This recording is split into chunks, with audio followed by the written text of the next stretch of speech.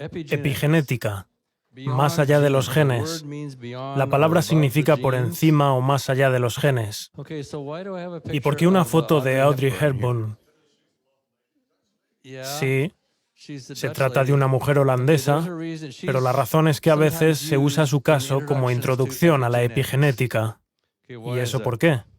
Bueno, durante la Segunda Guerra Mundial, en un invierno muy duro, las cosas no iban bien para Hitler y su ejército, y el pueblo holandés, concretamente del norte de Holanda, no estaba cooperando con los alemanes. Eso no les gustó, así que instauraron un bloqueo y no dejaban entrar comida al país, lo que causó la llamada hambruna holandesa. Audrey Hepburn era adolescente en esa época. Durante aquel episodio murieron de hambre más de 20.000 personas y el resto sobrevivieron comiendo aproximadamente un 30% de los alimentos necesarios para una nutrición correcta. Audrey Hepburn era pequeñita, de huesos delicados, y tuvo problemas de salud durante el resto de su vida. ¿Por qué no mejoró después de acabada la guerra? Resulta que algunos factores permanecieron en ella y se cree que eran epigenéticos. Vamos a explicar lo que es la epigenética. Pero antes, algunos datos más sobre la hambruna holandesa. Las mujeres que estaban en las primeras fases del embarazo durante la hambruna tuvieron bebés de peso normal, pero que más tarde sufrieron elevadas tasas de obesidad y otros problemas de salud. Las mujeres que estaban al final de su embarazo tuvieron bebés de bajo peso, con tasas bajas de obesidad y con problemas crónicos de salud. Y algunos de estos efectos pasaron a la siguiente generación. Ya no había hambruna, pero algunos de sus efectos continuaron en la siguiente generación. Así que tenemos cambios genéticos que continuaron en la siguiente generación. Esto no es mutación, es algo más. Hemos hablado antes de esta teoría en la que el ADN produce ARN, que a su vez produce proteínas, un gen, una enzima, lo que se llamaba el dogma central de la biología molecular. Como ya se ha explicado, hoy sabemos que esto es falso. Ha habido muchos descubrimientos importantes de los últimos años en genética, por lo que el conocimiento en esta área se ha expandido mucho. Algo importante es que el ADN basura no existe. No voy a hablar mucho de esto, solo mencionarlo.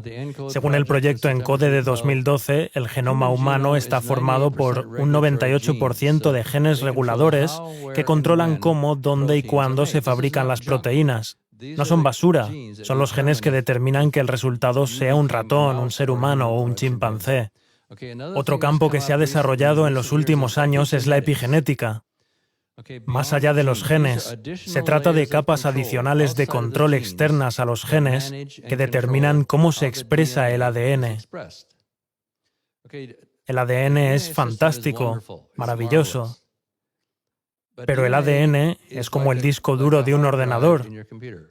Por sí mismo no puede hacer nada. Nada. Tu ordenador no hace nada a menos que exista un sistema de gestión informática que le diga qué hacer con la información. Lo mismo ocurre con los genes y esas capas externas de control que determinan cómo se expresa el ADN. Se trata de un complejo de varias partes. El sistema epigenético lee la información y regula cómo se usa en la célula. El sistema epigenético no aplica ciegamente la información contenida en el ADN. Existen sensores en las células que detectan el ambiente químico, diversos factores ambientales.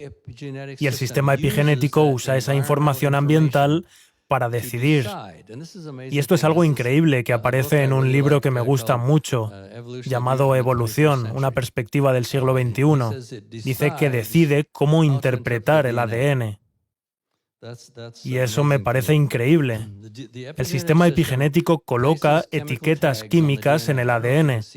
No sé si pueden verlas, pero esta cosita rosa de aquí, esas son las pequeñas etiquetas que el sistema epigenético coloca en los genes y que funcionan como un interruptor que los enciende o apaga, o como un regulador que decide cuánto se activa un gen. Se trata de grupos metilo y acetilo y algunas otras moléculas. Y existen otros controles que determinan la localización de esas etiquetas. Estos cambios no son mutaciones. No se trata de mutaciones, no hay cambio en el ADN. Pero esas pequeñas etiquetas controlan cómo se usan los genes del ADN. Así que el ADN no cambia, pero se producen cambios fisiológicos, anatómicos o de comportamiento a causa de este sistema de control. Estos cambios no genéticos pueden durar toda la vida, como en el caso de Audrey Hepburn, y pueden heredarse durante varias o muchas generaciones. Se nos ha dicho que una mujer debe ser muy cuidadosa con lo que hace en el embarazo. Sabemos que durante el embarazo factores como el estrés o la nutrición afectan al bebé y los efectos pueden heredarse durante varias generaciones. Yo antes me preguntaba por el significado de este versículo: castigo la maldad de los padres sobre los hijos, sobre la tercera y la cuarta generación, en Éxodo 20:5. Ahora sabemos de qué va. Parece que quien inspiró la Biblia sabía más que nosotros hace unos pocos años. Aquí tengo un artículo interesante de una prestigiosa revista, Nature, con esta imagen y con el título Los pecados del padre. ¿De dónde habrán sacado ese título? Los cambios epigenéticos pueden heredarse durante varias o muchas generaciones, así que no es Dios quien nos castiga, sino que el modo de vida de los padres y madres afecta a sus descendientes durante varias generaciones. Este artículo presenta un ejemplo interesante. En un estudio con ratones de laboratorio, se expuso a ratones macho al olor de la acetofenona, que es el olor de la flor del melocotón. Un olor cualquiera. Y justo después les daban una pequeña descarga en las patas. Hicieron esto unas pocas veces al día durante 3 días y después cruzaron a los machos con hembras que no participaron del experimento. Después de unos pocos días, los machos respondían violentamente al sentir el olor porque sabían lo que iba a pasar. Bueno, creían que sabían lo que iba a pasar. Resultó que las crías respondían de la misma manera. Nunca habían sentido ese olor ni sufrido ninguna descarga, pero presentaban la misma respuesta. Eran muy sensibles al olor y se asustaban fácilmente después de olerlo. Además, las crías tenían las neuronas sensoriales del bulbo olfativo más grandes de lo normal. Nunca habían experimentado el estímulo, pero de algún modo heredaron la respuesta de sus padres. El efecto se mantuvo durante 3 generaciones, y no se trataba de mutaciones. El ADN era el mismo, pero habían recibido algún cambio que afectaba el ADN y persistía por varias generaciones. Eso es la epigenética. En otro estudio se trató a ratones hembra preñadas con el fungicida vinclozolin, y las crías machos sufrieron de defectos testiculares y fertilidad reducida. Los efectos persistieron durante 4 generaciones, pero sin mutaciones. Eran efectos epigenéticos de esas pequeñas etiquetas del ADN. En nuestro cuerpo hay 2000 tipos celulares diferentes que por lo general poseen los mismos genes. ¿Cómo es que son tan diferentes? Por la epigenética. La diferencia es epigenética. ¿Cuáles son las implicaciones para la evolución? Veamos un poco de contexto, algo que ya se ha hablado aquí. Darwin, a mitad del siglo XIX, no sabía nada del ADN o de los genes. La síntesis neodarwiniana, que se desarrolló en los años 30 y 40, es en realidad lo que conocemos como la teoría evolutiva moderna. En esa teoría, toda la información genética nueva debe aparecer por procesos aleatorios, no dirigidos. Si no son aleatorios, significaría que alguien está manipulando el sistema, así que deben ser aleatorios. Deben ser aleatorios en relación con las necesidades del organismo. El naturalismo no acepta ninguna previsión genética que conozca con antelación los cambios que serán necesarios. Pero la epigenética tiene un impacto importante sobre ese requisito de aleatoriedad. Veamos algunos ejemplos. algunos más. Los peces ciegos de las cuevas. Yo solía enseñar a mis alumnos la teoría estándar de lo que les ocurrió. Los peces se trasladan a una cueva. No hay luz, por lo que si una mutación daña los genes para los ojos, no tiene importancia. Así que la selección no elimina esos peces. Son ciegos a causa de mutaciones.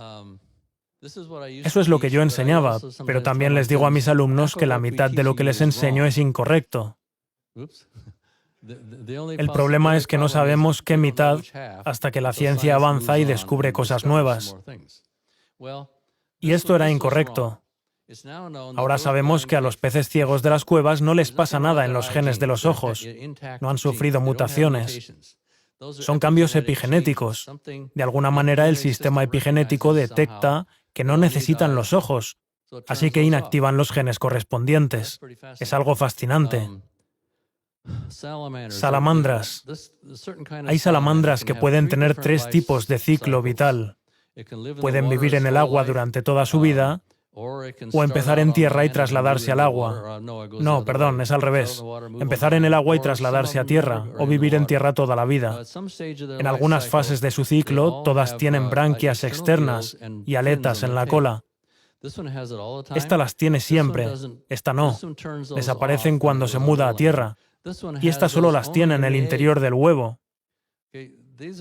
Todas son idénticas genéticamente. Es la epigenética la que determina cuándo presentan estas características. Hay muchos otros ejemplos que se están descubriendo. Los pinzones de las Galápagos, los cambios en el tamaño del pico, resulta que no eran mutaciones, sino epigenéticos. En las plantas acuáticas, las hojas que se desarrollan debajo del agua tienen diferente forma que las aéreas. Eso es epigenética. ¿Cuáles son las implicaciones para la evolución?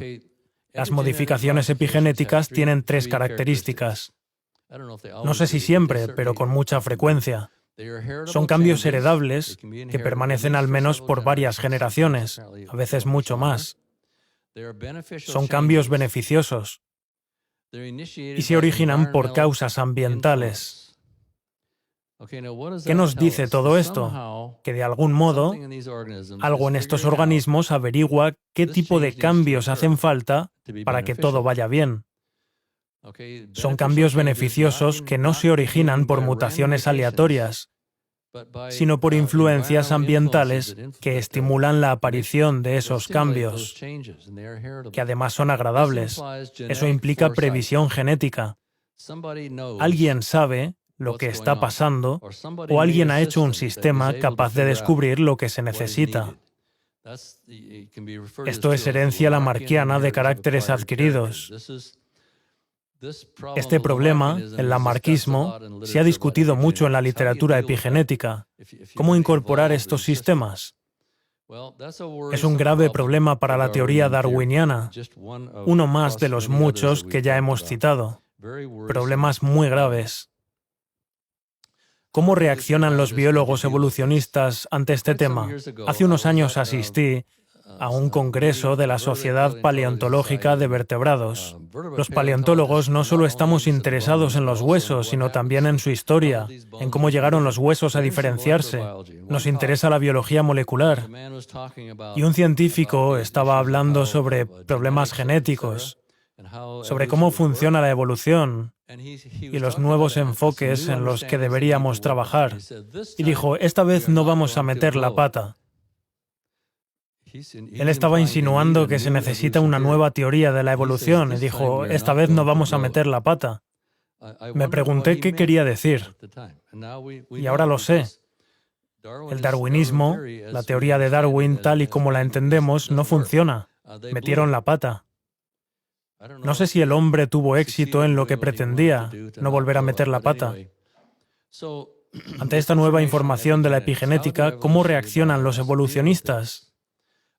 Para responder esta pregunta compré las últimas ediciones de estos libros de textos sobre evolución y los revisé buscando específicamente varios conceptos para saber cómo los trataban.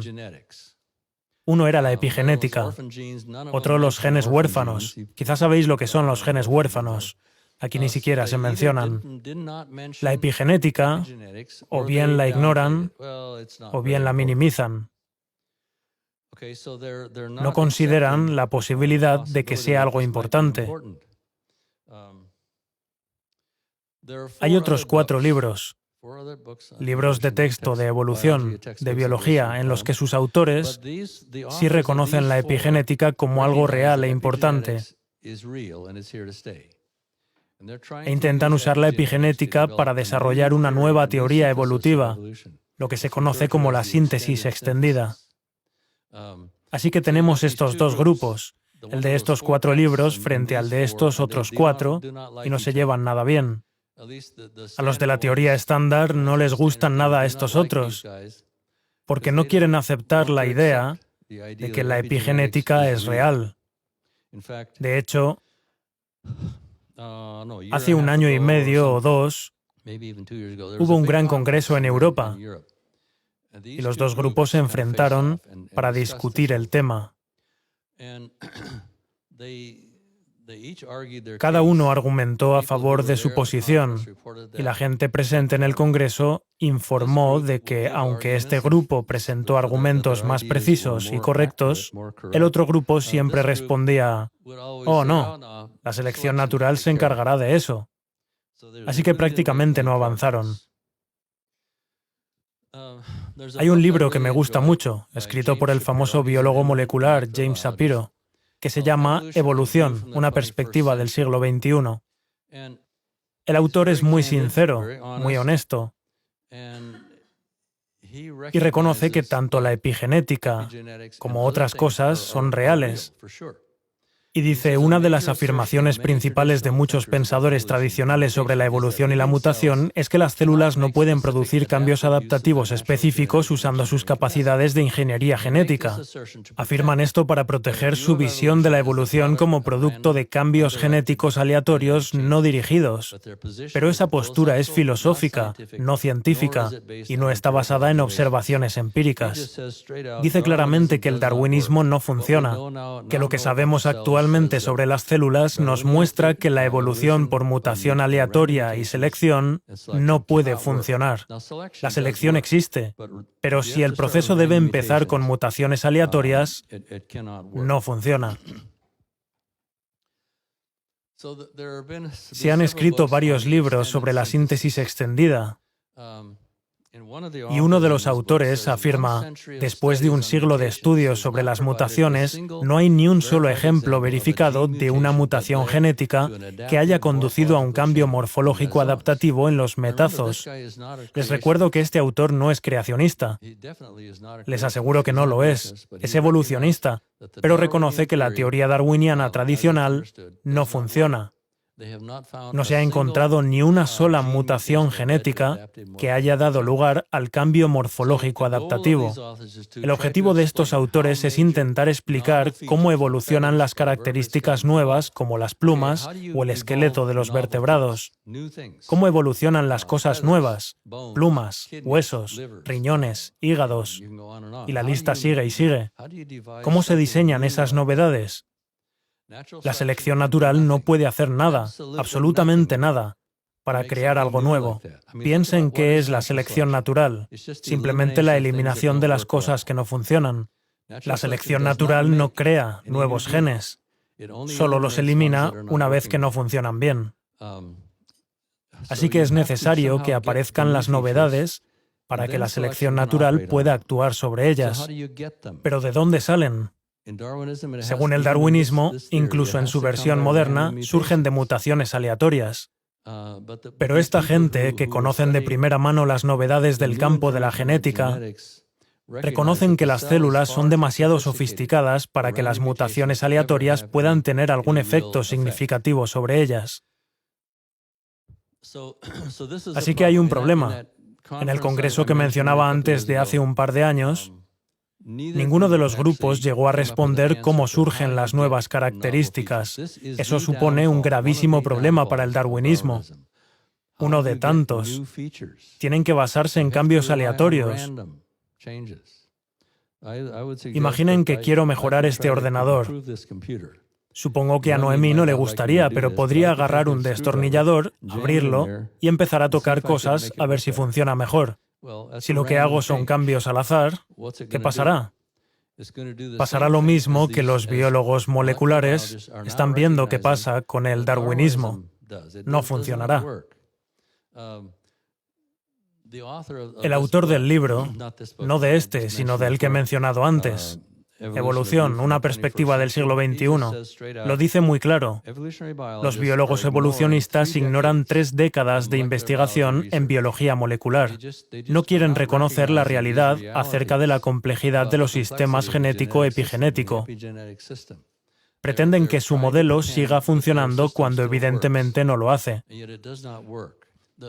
Los nuevos conocimientos en epigenética implican cambios inducidos ambientalmente. Así que hablamos de un sistema que usa cambios provocados por el entorno. ¿Cómo evoluciona un sistema así? Shapiro dice que es un misterio. Recuerden que no es creacionista. Es muy evidente que no cree en la creación. Y aún así reconoce que la teoría darwinista de la evolución no funciona. Así que, ¿cómo ocurrió todo? ¿Cómo se originó la vida? ¿Es un misterio? ¿Cómo evolucionó la vida? Es un misterio.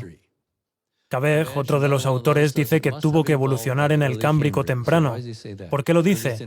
Porque se encuentra en todos los tipos de organismos.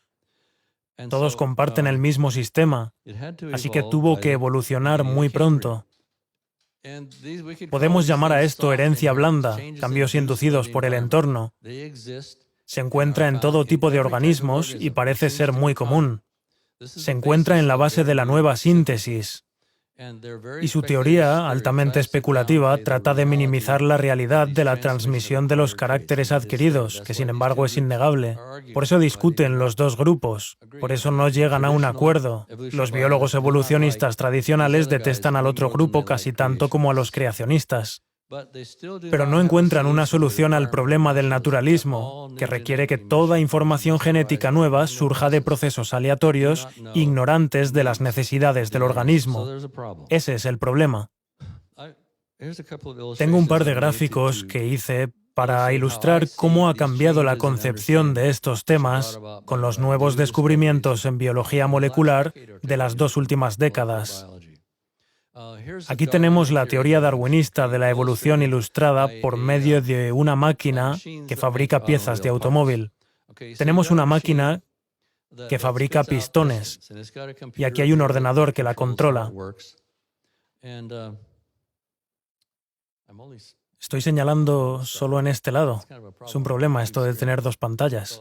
Espero que vean lo que quiero decir. Así que, de acuerdo con la evolución darwinista, lo que ocurre es que algo como una descarga eléctrica afecta al ordenador y produce un cambio en el sistema, un cambio al azar, que hace que los pistones sean más anchos. Básicamente, ocurrirían muchas de estas descargas antes de que consiguiéramos un cambio útil. Pero esa es la idea. Según los nuevos descubrimientos, la cosa sería mucho más parecida a esto. Tenemos la máquina que fabrica los pistones y el ordenador que la controla, pero tenemos también toda una serie de sensores que detectan el encaje del cilindro, la vibración, la presión, la temperatura, detectan muchas cosas y envían la información a estos módulos de control de aquí. Esto es software y hay controladores de segundo y de tercer nivel que interactúan y mandan información a los distintos componentes y finalmente al ordenador central. Y una parte importante que ahora entendemos mejor que nunca son los sistemas de corrección de errores y control de daños. Sabemos desde hace tiempo de la existencia de mecanismos de corrección de los errores del ADN, pero en los últimos años se han descubierto muchos más mecanismos. Un complejo sistema que repara cualquier tipo de daño del ADN. Y creo que aún nos falta algo más. El software de especificaciones en stand-by de los pistones, la información en stand-by. ¿Qué quiere decir esto? No tengo aquí las diapositivas, pero un ejemplo que me gusta usar son los perros. Hay varios cientos de variedades de perros. ¿Cómo se formaron? Sabemos que los perros proceden de los lobos. ¿Han visto ustedes esos perritos, esos perros diminutos que andan por ahí? Me pregunto qué pensarían los lobos, si los aceptarían como sus descendientes. Quizás se avergonzarían de ellos. En todo caso, pensemos en todos esos perros de tantas formas y tamaños. ¿De dónde salieron? La mayoría, al menos unos 200 tipos, han sido seleccionados por los humanos, por criadores de perros, en los 2 últimos siglos. Eso no puede ser evolución. Ni en el modelo más optimista podría la evolución crear toda esa información en 200 años. La información debía estar allí desde el principio. Los lobos contenían la información para dar lugar a todos esos perros. Que yo sepa, no hay otro grupo animal con esa diversidad, con ese potencial genético. Y he visto a biólogos evolucionistas comentar el tema y preguntarse de dónde salió toda esa variedad. Yo creo que estaba allí desde el principio. Esa es la información en stand-by a la que me refería. Pudo ser que Dios creara a los lobos pensando en los futuros perros. Él sabía que necesitaríamos compañía, protección y tantas otras cosas. Su capacidad para detectar el cáncer. Los perros hacen cosas increíbles. Y toda esa información no puede haber evolucionado. Tenía que estar allí desde el principio. La ciencia moderna nos está proporcionando descubrimientos maravillosos. Y recuerden lo que hemos dicho. Ya estaba allí. Recuerden el científico que afirmaba que todo tuvo que evolucionar antes del Cámbrico. Eso es porque el mismo sistema epigenético se encuentra en todos los organismos. Si hubieran evolucionado, el sistema epigenético hubiera tenido que aparecer muy al principio. Muy al principio. Así que, un sistema tan sofisticado, capaz de regular la expresión genética de peces, reptiles, mamíferos y violinistas humanos, tendría que haber evolucionado cuando éramos todos bacterias. ¿Qué les parece? ¿Qué pensáis de eso? Personalmente, creo que se trata de otro ejemplo de la genialidad de los inventos del Creador, que son absolutamente impresionantes. ¿Y todo esto qué? Algunas de las consecuencias de la epigenética, como lo que le pasó a Audrey Hepburn, no son buenas. Pero déjenme sugerirles algo. El Creador diseñó un sistema genético-epigenético perfecto para manejar y propiciar la adaptación de las plantas y animales a entornos cambiantes. Pero en este mundo estropeado por el pecado, esas adaptaciones no son siempre agradables. Así que el problema está en el mundo en el que vivimos hoy. Existe abundante evidencia para la microevolución y la especiación. No cuestionamos eso, son totalmente reales. Creo que alguien más va a hablarles de eso. Pero sobre la macroevolución, que implica grandes cambios, yo diría lo siguiente: la epigenética y la desaparición del ADN basura suponen un contundente golpe de karate que atraviesa la lúgubre y generalizada cosmovisión darwiniana. Simplemente no funciona. Gracias.